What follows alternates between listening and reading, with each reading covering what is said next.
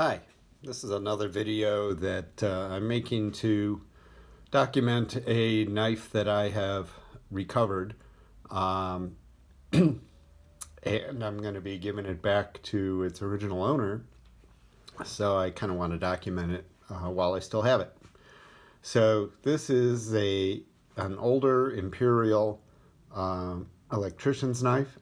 These are also known as TL-29s. That designation generally applies only when a knife is issued by the military. But there's lots of versions of this knife that are sold and made by lots of different companies, and starting in the 1930s, and they're still made today. So this particular knife, a friend of mine gave to me when he found out that I was interested in recovering knives, and it was in pretty bad shape.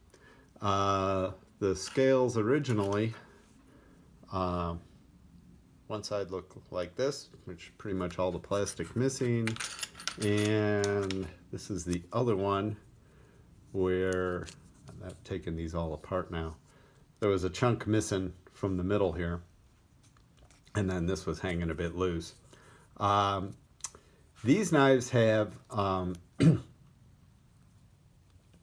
these metal kind of scales as part of the way they manufacture these. They're called shell knives, and it consists of this metal stamping, which is called the shell, and the cover is riveted onto this, and then the shell has these little tabs, and that is put onto the knife. So it's a cheaper way of manufacturing it, and it's very popular. A lot of places have used them. I tried at first to kind of preserve this way of construction and make a piece of wood that is like this, and I couldn't do it. It's so thin here on the edges. I don't know if you can really see that. That I realized by the time I cut this out and everything, it would be too weak and it just really wouldn't hold up. So I abandoned that and decided to take the whole thing apart and use a more traditional construction method and make a real bolster and then real covers, and then just basically chuck these. So this is what I ended up with. This is Bocote wood. It's from South America, I believe. I've done a few other knives with this. I really like this wood a lot. It has really interesting grain, especially on a knife, a larger knife like this. It doesn't show off quite as well on a small knife. So I made those, and then I made the bolsters out of nickel silver bar stock that I had laying around, and cut them out to be the same size as what the original was. So it's proportionally, it's pretty close to what the original was, if not exact, but it's made a lot differently. So I took it all apart, repinned everything. One day I'll make a video on how I do all that. The blades I left pretty much alone. George, the guy I got the knife from, I asked him if he wanted me to clean these up, and he said no. He wanted the original patina on there, which does look really cool. So I really haven't touched the blades at all, other than cleaning a lot of there's a lot of sticky gunk on them and stuff like that.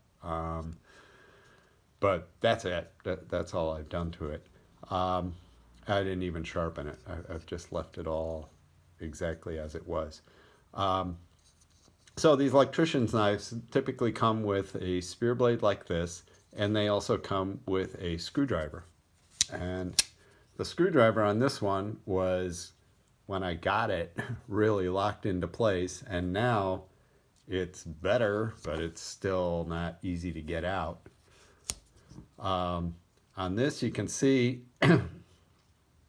it's in kind of much better shape, at least as far as like the patina stuff. And I think from what George said, he said this was never really used, and I can kind of see why, because it was so hard to get it out. But I think by having the thing closed all the time, it kind of protected it, and so a lot of the original kind of shine and everything is still there. These also have a liner lock on them. That time it didn't lock. It doesn't always want to lock if you open it softly. But you push this over just like any other kind of liner lock, and then you can close it. So the idea is, if you're using this as a screwdriver, it's not going to close on you. I think this area here, I've never really used one of these. I think this is used for stripping wire.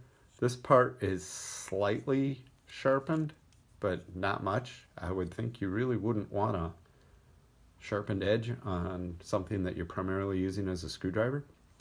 But again, I left these pretty much intact the way he gave them to me. So that's pretty much it. There's a lot of work went into it. A lot of problems with some issues. This is the second knife I've made my own bolsters on. But I'm pretty happy with the way it came out. It's not perfect, but at least at this point in time, it's the best I can do. So that's about it. I'm going to be giving it to George, giving it back to him tomorrow, and I hope he likes it as well. That's it. Thanks for watching.